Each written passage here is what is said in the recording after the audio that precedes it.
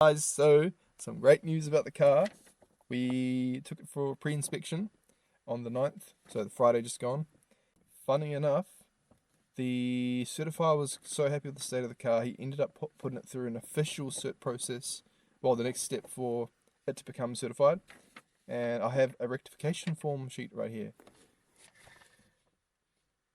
So, window stickers to comply. They're like covering too much of my back screen and side windows. Essentially, remove the stickers. Oil return line resting on wastegate pipe and the water pipes on the turbo. Essentially, I just need to reposition them, or even maybe get a slightly longer oil return line, just so it's a bit further away from the hot side of my engine. Fuel hose clamps, so that's when I played with the fuel rail set up on my car. Just need to put some actual official hose clamps, like fuel rated hose clamps on there, because I think there's like a cable tie on one of them, which is obviously cable ties and Cert and WAF, yes, don't go together. I can just buy a pack of fuel hose clamps and yeah, should be sweet. Suspension droop to meet requirement, so 1/3 or 40mm. Basically, when the car's lifted off the ground, the suspension, coilovers obviously, has to droop down a certain amount. That is a common issue a lot of other people have with certifying their cars with coilovers. So it's not the end of the world, and there is some more information out there. I can ask other people how they did theirs. I think what the certifier was explaining, I can play with the preload on the springs and stuff to essentially give me that 40mm of droop that I need. Rear drive shaft hoop required. This is one I was kind of a bit umming and ahhing about. I wasn't too sure if I should buy both sets or just the single set, the front half, based on my knowledge or me reading through the VRM or whatever you call it. The car makes more than 100% more power from factory, so these have like not as strong of a drive shaft apparently. So yeah, I feel like it'll be fine, but at the end of the day, because of how many things he was asking me to do, I was like, you know what, bro, it's all good. I'm not going to argue. I'll get it done for you. So yeah, I just need to buy another drive shaft hoop, which was $180. That's basically it. Essentially, once I do those things, I need to go to a wheel alignment shop and get everything set up exactly the spec. I can go 0.5 over the max spec and a WAF sheet. Oh yeah, he actually did a brake test on my car as well, and it passed, and it was raining, so that's saying a lot about small brakes. Like, they're actually sufficient enough. And then yeah, essentially rectify all those things, take it in, and then my car will be certified, which is just sounds unreal. And I paid $455 to have this done. It was meant to be just pre-inspection, like an informal one, so it would have been a lot cheaper, but he said overall it's going to cost me under $1,000 to get everything sorted on the car, so I've already paid half of that. I estimate maybe like $750 in total, and my car will be fully certified on the road, ready to go. And I can actually drive my car, go to meets, meet other people, and actually make some other friends down here, because I've been really missing out on, well, I've had severe FOMO, like not going to meets and meeting other people. So yeah, I can't wait. Hey guys, so we smashed out a couple of these today. So I did the oil return resting on wastegate pipe slash the water pipe touching the exhaust manifold. I'll show you very quickly. I basically had to reroute my oil return line, which you can see, this one right here. So I had to put it's not ideal, but I had to put a 45-degree bend or like angle to bring it towards just in front of the manifold. Could use a longer line, but then the longer line encourages the chance of it for oil to pool up, which you really don't want with the oil return line. So the next best thing was to use a slightly different angle, still gravity, bring the oil down throughout the turbo, and basically face it a little bit away from the exhaust manifold and then route it down on a particular angle on the other side of the wastegate pipe. That's kind of why you have to change that, because if that wastegate pipe fails for whatever reason, that straight exhaust on your return line, so it makes sense. Now, the other thing on the cert sheet, window stickers to comply.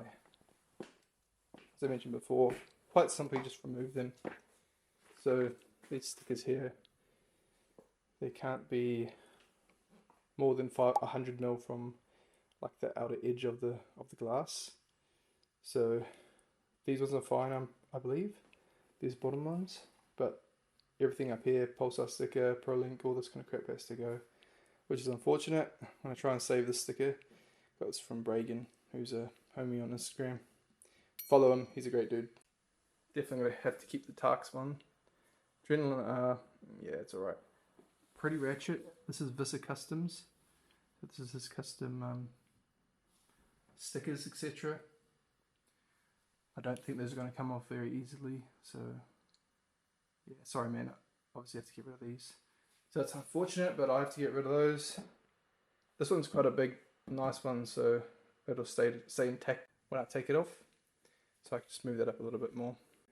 I'm not a ricer at all, like these stickers are actually on the car itself. So that's kind of why I wanted to keep them with the vehicle. And this is my homemade battery bracket I made.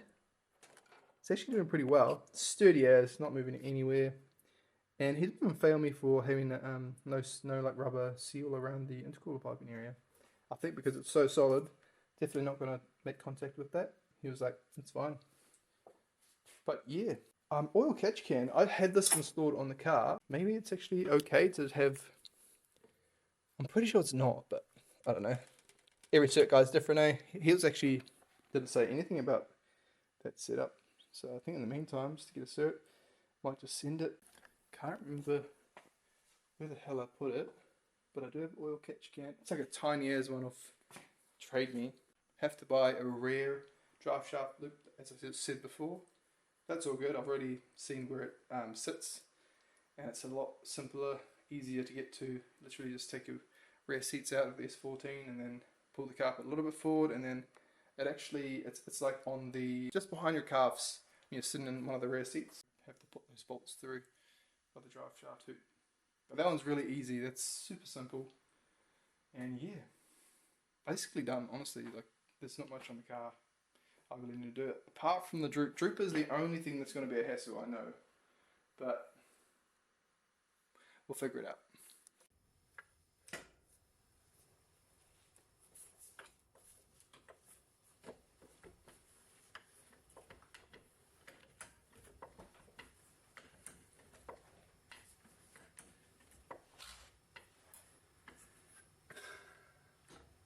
So, need 40mm droop.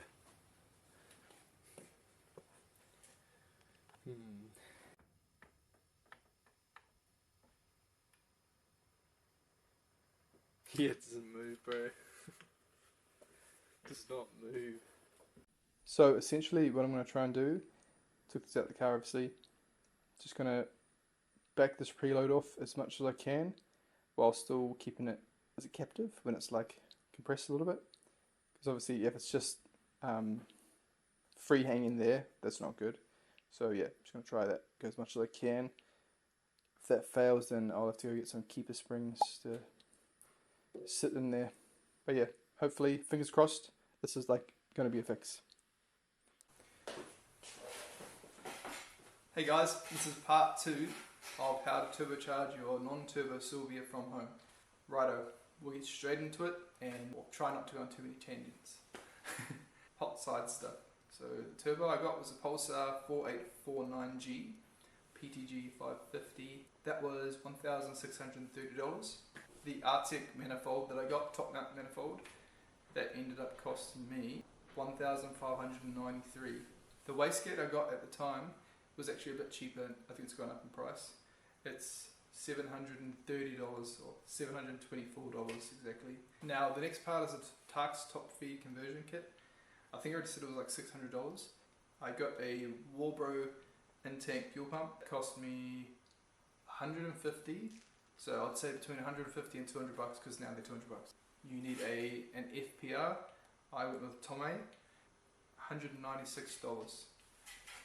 And then I also bought another like little dial thing for it. I think that was like $40. So yeah, you do the maths for that. I bought a Phoenix front mount intercooler kit. It was like $620 and it's still $620. And you can choose black or polished. I didn't have an opportunity to buy the polished one at the time, so I went black. Hey guys, this is obviously a different day.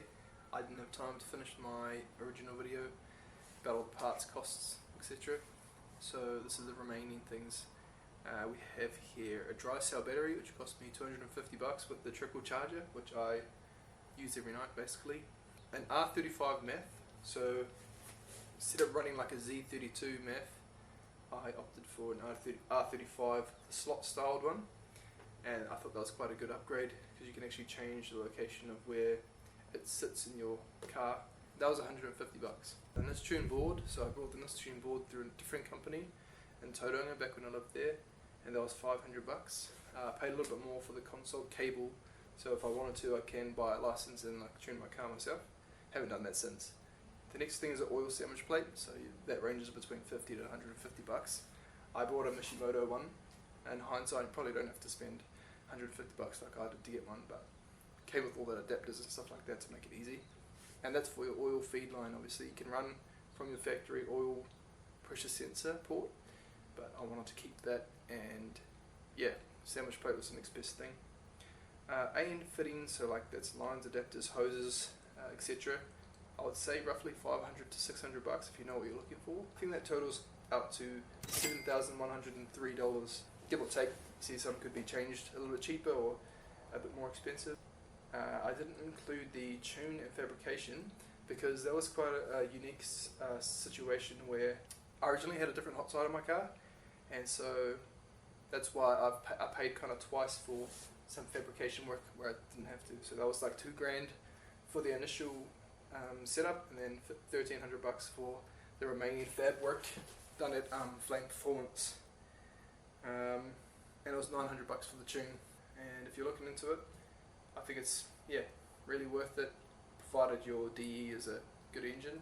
The reason why I stuck with the DE or the Plus T, that was mainly due to the fact that this car had everything it came with from factory, and the engine was pretty healthy, 170,000 Ks.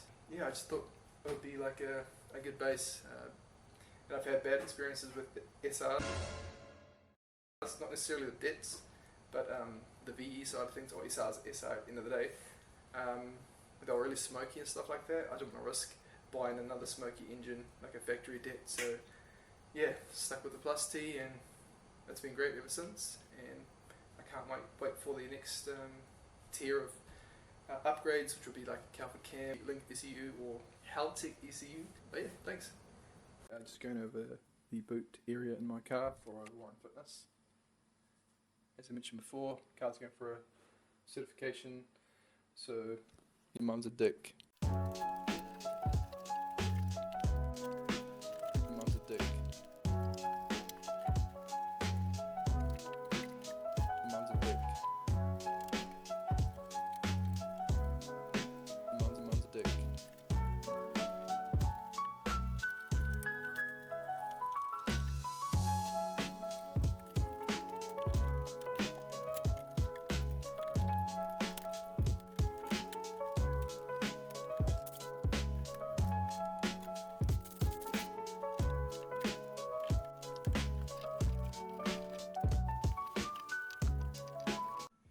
Now, I don't know about you, but having like full trim carpet in your boot, or I mean anywhere in your like old Japanese car,